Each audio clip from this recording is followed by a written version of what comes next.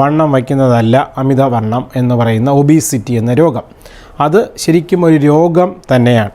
Bariatric surgery എന്ന് പറയുന്നത് അമിതവണ്ണത്തിന് ഇന്ന് നിലവിലുള്ള താക്കോൽ സുഷിര ശസ്ത്രക്രിയയാണ്. കീ ഹോൾ സർജറി എന്ന് പറയും. പ്രമേഹ രോഗമുള്ളവർക്ക് അവരുടെ പാൻക്രിയാസ് പ്രവർത്തനക്ഷമമാണെങ്കിൽ ഈ ഡയബറ്റിസ് 100% മാറുന്നതായിട്ടാണ് കാണാറുള്ളത്.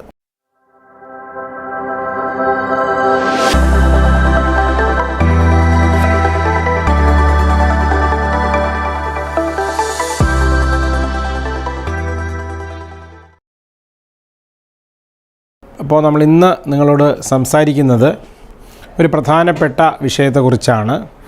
അതായത് അമിതവണ്ണം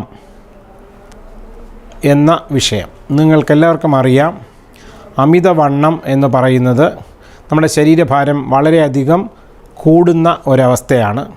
പലരും ധരിച്ചിരിക്കുന്നത് പോലെ അമിത ആഹാരം കൊണ്ട് മാത്രം വണ്ണം വയ്ക്കുന്നതല്ല അമിതവണ്ണം എന്ന് പറയുന്ന ഒബീസിറ്റി എന്ന രോഗം. അത് ശരിക്കും ഒരു രോഗം തന്നെയാണ്.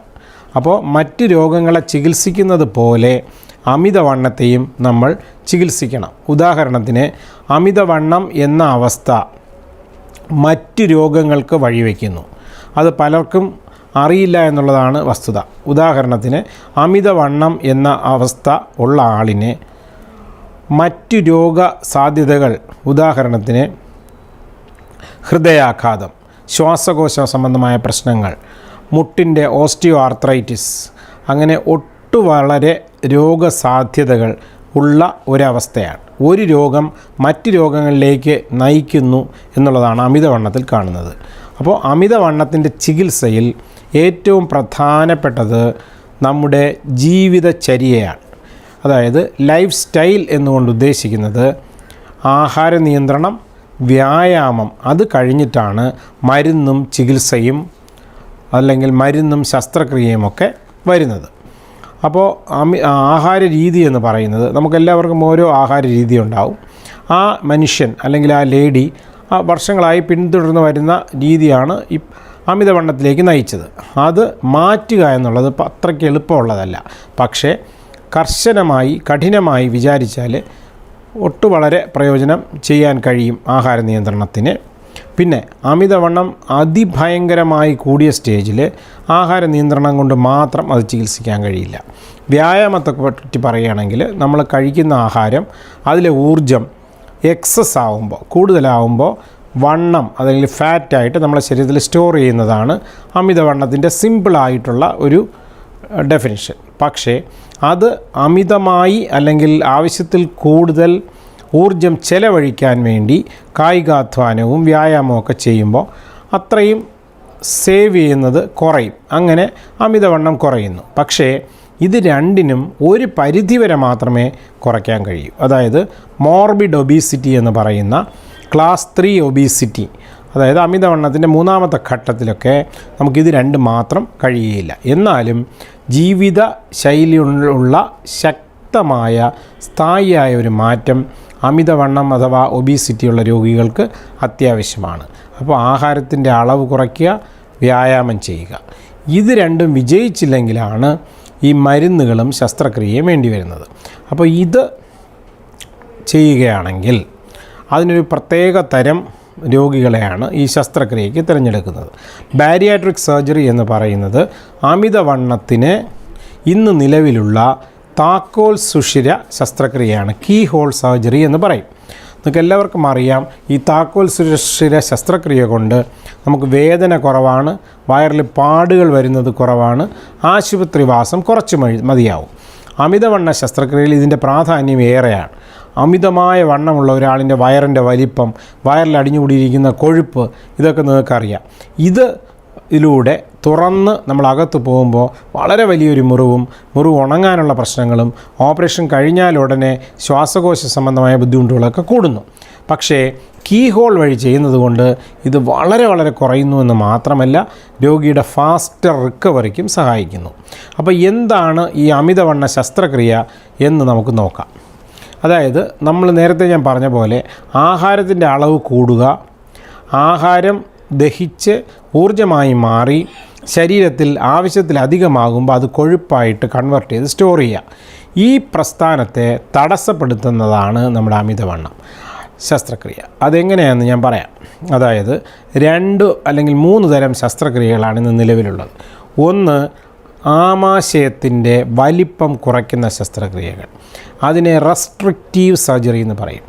2, ചെറുകുടലിനെ ബൈപ്പാസ് ചെയ്യുന്ന ശസ്ത്രക്രിയകൾ. 3, ഇത് രണ്ടും തമ്മിലുള്ള കോമ്പിനേഷൻ. ഇത്തരം 3 ഗ്രൂപ്പാണ് അമിതവണ്ണ ശസ്ത്രക്രിയകൾ അഥവാ ബാരിയാട്രിക് സർജറി ഇന്ന് നിലവിലുള്ളത്. അതിൽ വളരെ കോമൺ ആയിട്ട് ചെയ്യുന്ന 2 ശസ്ത്രക്രിയകളുടെ കാര്യം മാത്രം ഞാൻ പറയാം. ഒന്ന്, mini gastric bypass. 2, sleeve gastrectomy. Sleeve gastrectomy എന്ന് പറയുന്നത് ആമാശയം ഒരു സഞ്ചി പോലെയാണ്. നിങ്ങൾ ആ പടം കണ്ടിട്ടുണ്ടല്ലോ. അതിനെ ഒരു ട്യൂബിൻ്റെ രൂപത്തിലാക്കും. ആ സഞ്ചി പോലെ വീർത്തിരിക്കുന്ന ഭാഗം മുറിച്ച് മാറ്റുകയും അന്നനാളത്തിൽ നിന്നും ചെറുകുടലിലേക്ക് ഒരു ട്യൂബ് പോലെ ആമാശയം മാറുകയും ചെയ്യുന്നതാണ് sleeve gastrectomy. 2, mini gastric bypass. ഇതിലെന്താ സംഭവിക്കുന്നതെന്ന് വെച്ചാൽ ആമാശയം തുടങ്ങുന്ന ഭാഗം, അന്നനാളത്തിൽ നിന്ന് ആമാശയം വന്ന് ചേരുന്ന ഭാഗത്ത് ചെറുകുടലിൻ്റെ വലിപ്പത്തിൽ ഒരു ട്യൂബ് ആമാശയത്തിലുണ്ടാക്കും. ആ ട്യൂബിനെ മാത്രം ആമാശയത്തിൽ നിന്നും വേർപെടുത്തി അന്നനാളത്തിൽ നിന്ന് കണ്ടിന്യൂസ് ആക്കി വെച്ചുകൊണ്ട് ആ ട്യൂബിൻ്റെ അറ്റത്ത് ചെറുകുടലിൻ്റെ 1.5 മീറ്ററിന് ശേഷം, ചെറുകുടൽ തുടങ്ങി 1.5 മീറ്ററിന് ശേഷമുള്ള ഭാഗത്തെ നമ്മൾ കണക്ട് ചെയ്യും. അപ്പോൾ ആഹാരം കഴിക്കുമ്പോൾ എന്ത് പറ്റും? ഈ ചെറിയ സ്റ്റൊമക്ക് ട്യൂബിലെത്തുമ്പോൾ നമുക്ക് വയറ് നിറഞ്ഞതായിട്ട് തോന്നും. ഉദാഹരണത്തിന് 3 ഇഡ്ഡലി കഴിക്കുന്ന ആളിന് ഒരു 3/4 ഇഡ്ഡലി അല്ലെങ്കിൽ 1 ഇഡ്ഡലി ആയി കഴിയുമ്പോൾ വയറ് നിറഞ്ഞതായിട്ട് തോന്നും. ഇനി ഈ ഇഡ്ഡലി എവിടെ എത്തും? ഈ ട്യൂബിൽ നിന്നും എത്തുന്നത് ചെറുകുടലിൻ്റെ 1.5 മീറ്റർ മാറിയ ഭാഗത്താണ്. ആ ഭാഗത്തിൻ്റെ പ്രത്യേകത എന്താണെന്നറിയാമോ? അവിടം ദഹനശേഷി കുറവാണ്. ഈ ദഹിച്ച ആഹാരം ആഗിരണം ചെയ്യുവാൻ അല്ലെങ്കിൽ വലിച്ചെടുക്കുവാനുള്ള ശക്തി കുറവാണ്. അപ്പോൾ എന്തു പറ്റും? കഴിച്ച ആഹാരത്തിൻ്റെ അളവ് കുറയുന്നു. ആഹാരം കഴിച്ചു കഴിഞ്ഞാൽ മുഴുവനും ശരീരം വലിച്ചെടുക്കുന്നില്ല. അങ്ങനെ വരുമ്പോൾ ഈ ആഹാരം നമ്മുടെ ശരീരത്തിൽ ആവശ്യത്തിന് എത്തുന്നില്ല. അങ്ങനെ ആഹാരം നിയന്ത്രിച്ച് വച്ചിരിക്കുന്ന ആഹാരം നമ്മൾ സംഭരിച്ച് വച്ചിരുന്ന കൊഴുപ്പ് എടുത്ത് ബോഡി ഉപയോഗിക്കാൻ തുടങ്ങും. അങ്ങനെ വരുമ്പോൾ വണ്ണം കുറയുന്നു. ഇതാണ് അതിൻ്റെ മെക്കാനിസം. ഇനി ഈ ശസ്ത്രക്രിയയുടെ ഗുണങ്ങൾ ഞാൻ പറഞ്ഞു. കീ ഹോൾ സർജറിയാണ്. പിന്നെ വേദന കുറവായിരിക്കും. കുറച്ച് ആശുപത്രി വാസം മതി. കുറച്ച് കഴിഞ്ഞാൽ നമുക്ക് ജോലിക്ക് പോകാനും പഴയ ലൈഫ് തിരിച്ചുകൊണ്ട് പോകാനും പറ്റും. വണ്ണം കുറയുന്നതിനോടൊപ്പം വേറൊരു ഗുണം കൂടെ ഈ ബാരിയാട്രിക് സർജറീസിനുണ്ട്. ജീവിതശൈലി രോഗങ്ങളായ പ്രമേഹം, ഹൈപ്പർ ടെൻഷൻ അഥവാ ബ്ലഡ് പ്രഷർ, ഡിസ്ലൈപ്പിഡീമിയ അഥവാ കൊളസ്ട്രോൾ ഒക്കെ കുറയ്ക്കാനും ഈ ശസ്ത്രക്രിയയ്ക്ക് കഴിയും. ഉദാഹരണത്തിന് അമിതവണ്ണം മൂലമുള്ള ടൈപ്പ് 2 പ്രമേഹം മിക്ക കേസുകളിലും പൂർണ്ണമായി ശമിക്കുന്നു. ഇൻസുലിൻ ടോട്ടലായി നിർത്താൻ കഴിയുന്നു.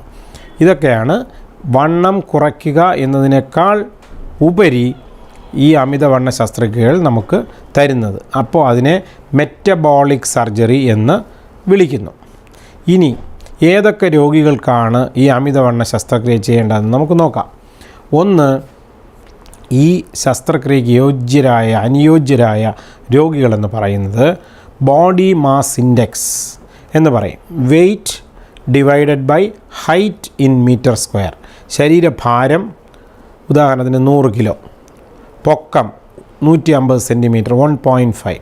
അപ്പം 100 ഡിവൈഡഡ് ബൈ 1.5 ഇൻറ്റു 1.5. അപ്പം 100 ഡിവൈഡഡ് ബൈ 2.25, അതായത് ഏകദേശം 50 അടുപ്പിച്ച് വരുന്നു. അപ്പം 40 മുകളിലെത്തിയിരിക്കുന്ന ആളുകൾക്ക് ഈ ശസ്ത്രക്രിയ ചെയ്യാം. പ്രമേഹമോ മറ്റ് ജീവിതശൈലി രോഗങ്ങളോ അൺകൺട്രോൾഡ് ആയിട്ടുണ്ടെങ്കിൽ ഈ BMI 37.5 വരെ ആകാം. ഇനി പ്രമേഹ രോഗമുള്ളവർക്ക് അവരുടെ പാൻക്രിയാസ് പ്രവർത്തനക്ഷമമാണെങ്കിൽ ഈ ഡയബറ്റിസ് 100% മാറുന്നതായിട്ടാണ് കാണാറുള്ളത്. ഇനി ഈ സർജറിയുടെ പാർശ്വഫലങ്ങൾ എന്തൊക്കെയാണെന്ന് നോക്കാം. എല്ലാ സർജറികൾക്കും എല്ലാ ചികിത്സയ്ക്കും ഗുണങ്ങളുമുണ്ട്, അല്പം ചില ദോഷങ്ങളും ഉണ്ടാകും. അങ്ങനെ നോക്കിയാൽ ഈ അമിതവണ്ണ ശസ്ത്രക്രിയ വലിയ പാർശ്വഫലങ്ങൾ ഉളവാക്കുന്നതല്ല.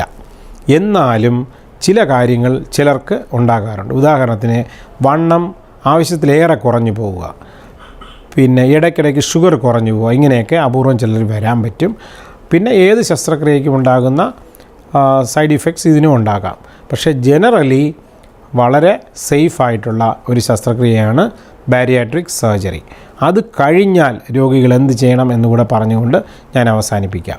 ഈ ശസ്ത്രക്രിയ ഹെർണിയയുടെയോ അപ്പൻഡിക്സിൻ്റെയോ ഓപ്പറേഷൻ ചെയ്യുന്ന പോലെയല്ല. ഇത് നമ്മുടെ ജീവിതശൈലിയിൽ സ്ഥായിയായ ഒരു മാറ്റം വരുത്തുകയാണ്. ഓപ്പറേഷന് ശേഷം ഡോക്ടർ നിർദ്ദേശിക്കുന്ന മരുന്നുകൾ കഴിക്കണം, കൃത്യമായി ഡോക്ടറെ കാണണം, വ്യായാമവും ആഹാര നിയന്ത്രണവും നല്ല കർശനമായി പാലിക്കുകയും വേണം.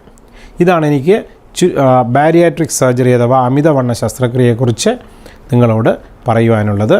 നന്ദി, നമസ്കാരം.